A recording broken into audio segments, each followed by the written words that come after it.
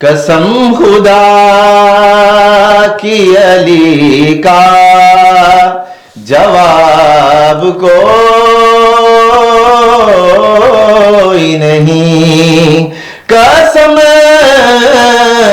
خدا کی علی کا جواب کوئی نہیں،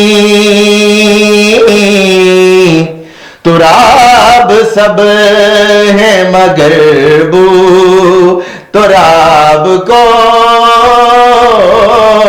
نہیں، تراب ہے پر ابو تراب کوئی نہیں، کہا فرشتوں نے لے جاؤ اس کو جنت میں، کہا فرشتوں نے لے جاؤ اس کو جنت میں، کیونکہ علی ہے دل میں تو اس کا حساب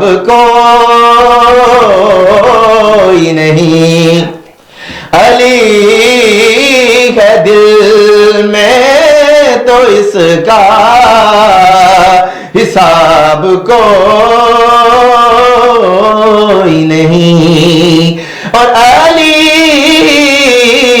کے نام سے خوش ہو رہے ہیں یہ سارے، کیونکہ بتا رہے ہیں نسب کا خراب کوئی نہیں، بتا رہے ہیں نسب کا خراب کوئی نہیں۔ ماشاءاللہ، جزاک اللہ۔ ڈاکٹر کاشف ستی ہمارے ساتھ ہمارے پروگرام میں موجود تھے۔ ڈاکٹر کاشف، آپ کا ہمارے پروگرام میں آنے کے لیے بہت شکریہ۔ ناظرین، یہاں بڑھیں گے ہم اپنے پروگرام کے اگلے سیگمنٹ مارکیٹ کے احوال کی جانب، جہاں ہر روز کی طرح مارکیٹ کا احوال آپ کو بتایا جاتا ہے، اور آج بھی پاک پتن میں پولیس نے تاجران کے تعاون سے مستحق افراد اور خواجہ سراؤں میں راشن بیگز تقسیم کیے ہیں۔ مستحقین نے اس فلاحی اقدام کو سراہتے ہوئے پولیس اور تاجروں کا بے حد شکریہ ادا کیا ہے۔ مزید اسی حوالے سے پاک پتن میں موجود ہیں محمد سلیم، اور مزید تفصیلات ان سے جانتے ہیں۔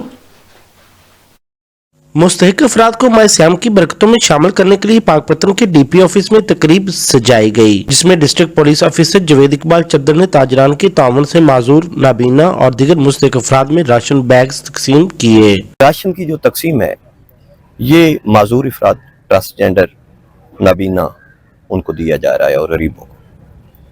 اس کا مقصد یہ ہے، یہ صرف میسج ہے کہ ان کی خوشیاں ہماری خوشیاں ہیں، ان کے دکھ ہمارے دکھ ہیں۔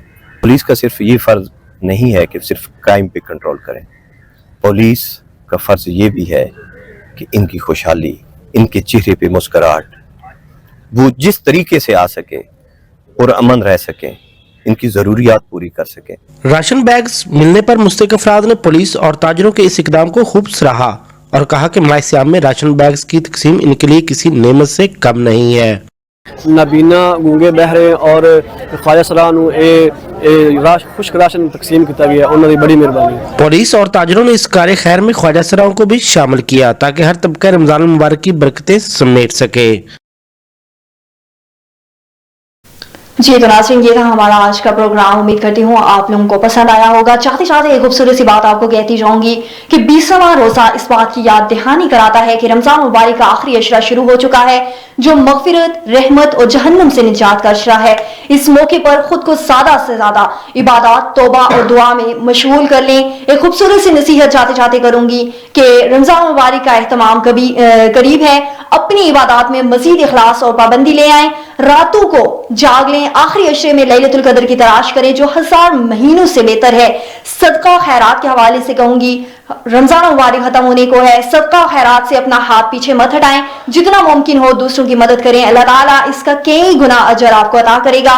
कुरान से ताल्लुक मजीद मजबूत कर लें, ना कि सिर्फ रमजान मुबारक में बल्कि रमजान के बाद भी कोशिश करें कि कुरान करीम को दिल लगाकर उसको पढ़ें और नूर हासिल करें। तौबा और दुआ करें, अल्लाह ताला से अपने गुनाहों की माफी मांगे, दुनिया और आखिरत की भलाई तलब कर लें। ये वक्त गफलत का नहीं बल्कि अपने ईमान को मजबूत करने और अल्लाह के करीब होने का है। अल्लाह ताला हमें इस बाबरकत महीने का भरपूर फायदा उठाने की तौफीक अता फरमाए। नाज़रीन मोहतरम, ये था हमारा आज का प्रोग्राम। उम्मीद करती हूँ आपको पसंद आया होगा।